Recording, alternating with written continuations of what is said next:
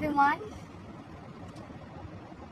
আমি এখন কুষ্টিয়াতে খুব সুন্দর একটা লোকেশনে গাড়ি পার্ক করে তোমাদের সাথে গল্প করতে চলে আসলাম। এই পাশে হচ্ছে একদম সুন্দর ধান ক্ষেত, এই পাশে সুন্দর একটা সরু রাস্তা, দুই পাশে গাছপালা, গ্রাম জিনিসটাই সুন্দর। আমার মনে হয় এখন সময় চলে আসছে মানুষ শহর ছেড়ে গ্রামে থাকা উচিত।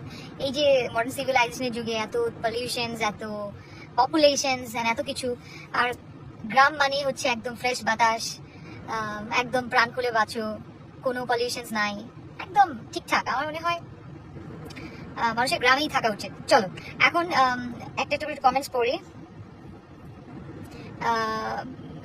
এইচ এম মনসুরুল ইসলাম লিখছে বেকার খাটনি। বুঝলাম না কেন তোমরা যে এই যে আমাদের একটা ছাগলের 3 নাম্বার বাচ্চার মতো বাঙালির কিছু লোকজন আছে যারা কিছু বুঝে না তারপর ওই নামবে, যা দেখবে সোশ্যাল মিডিয়াতে ওইটাই লাফায়াটা ওইটা নিয়ে কথা বলবে। এটা দোষ হচ্ছে আমাদের ছোটবেলার প্যারেন্টিং এ, বুঝছো?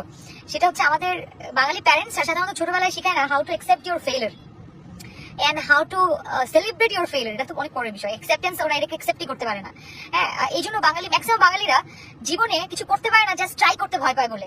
কারণ ওরা ওই ফেইলিউরকে ভয় পায় যে আল্লাহ যদি ফেল করি, এই জন্য ট্রাই করে না, কিছু করতে পারে না, শুধু সমালোচনা করে। এছাড়া বাঙালিরা কোনো কাজে ম্যাক্সিমাম বাঙালি, হ্যাঁ, কারণ হচ্ছে ছোটবেলায় প্যারেন্টিং করে শিখাইছে কেমনে, মানে ওরা ফেইলিউরটা অ্যাকসেপ্ট করতে পারে না। মানে ইটস ওকে, তুমি 100 বার ফেল করবা, still you try, keep trying. তো এই যে বিষয়টা, এটা আমাদের ছোটবেলায় প্যারেন্টস ঠিক আছে, প্যারেন্টসরা কম্পারিজন করে, বুঝছো?